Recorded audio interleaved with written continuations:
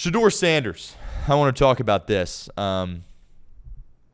Look, I think the best course of action here is some people, that do this, that talk or whatever, they get on there and then they say something and then they'll totally switch their narrative and switch their tune and act like they actually said something else. I obviously wasn't doing this show come the NFL draft, but I'll just be transparent with all of you out there. I thought Shedeur Sanders was a first-round guy, and I thought Shedeur Sanders should have been considered for Cleveland at the number 2 overall selection. Truth be told, I thought that was the case. Based on, what he had been able to do in college, some of the traits that he had, where Cleveland was at as an organization. Funnily enough, Cleveland obviously still gets him, but in the 5th round. But I thought he was a first-round guy. I would have taken him in the 1st round. And clearly he slid, and clearly I was completely wrong about that. And now it looks like, maybe he'll get an opportunity somewhere, but he's probably going to be a backup. But story came out, and it was interesting as to why he slid, right? Because he's clearly not a 5th-round guy. What he put on tape at Colorado, clearly not a 5th-round guy. You want to say, oh, he wasn't a 1st-round guy? Fine. 3rd round at the worst, Shedeur Sanders, not a 5th-round guy. And you begin to question, why was he sliding? And there were some people that had the narrative of, well, you never want a superstar to be your backup quarterback, right? Because then all eyes are on your backup. If your starter throws 1 interception, people are going to bring up the backup. And, after the game, he's not playing, but the media still goes to him, and they're asking him questions. I get having a superstar backup quarterback is an issue. You saw it with Tim Tebow. Now, Shedeur, not nearly on his kind of level as far as fame goes, but, there was a reason why Tim Tebow's career as a quarterback probably ended a little prematurely.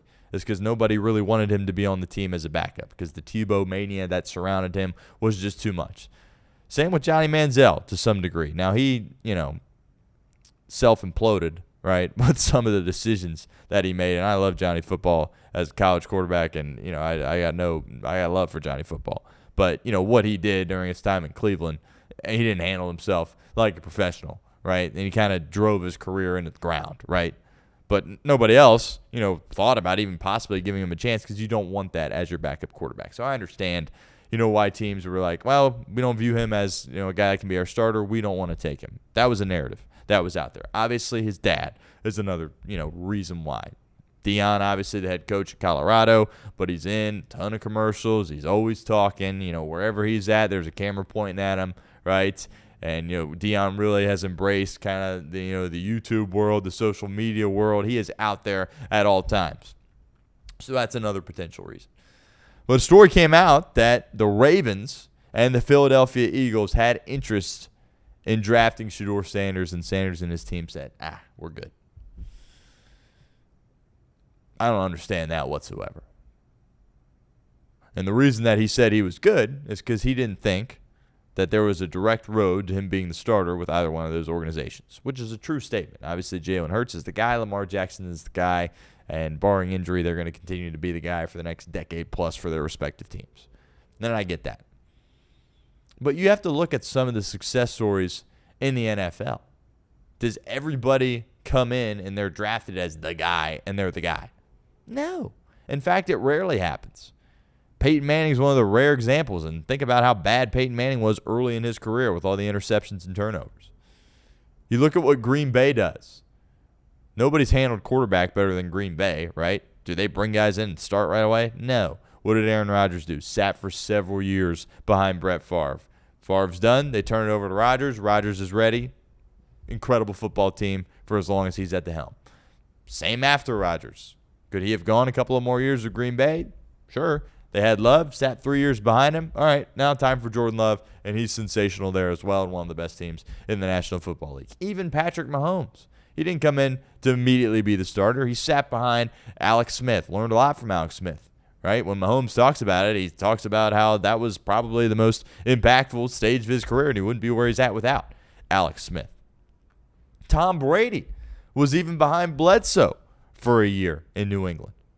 Wasn't brought in, obviously he's a late round pick, wasn't brought in to be the starter. There's stories like that all over the National Football League. Rarely do you have a guy that comes in and he's this top pick and then he's the starter and then he's the guy and he's really good throughout his career. It doesn't really happen like that a ton. Sure, it happens some, but it doesn't happen a ton like that in the NFL. So Shedeur Sanders completely handled the situation totally wrong. And also, to pass on the Philadelphia Eagles and the Baltimore Ravens, I can make the argument that they're the two most stable organizations in the National Football League. Two of the best. Great ownership, right? They don't meddle, right? To a certain degree. Maybe they do a little bit, but they're not overly, meddling. They're not too impulsive, right? You get these billionaire owners across the NFL, and then a couple of things go wrong. They listen to the fans, they listen to sports talk, and then they make some rash decision. It's not what you have in Philadelphia and Baltimore. You have stability, right?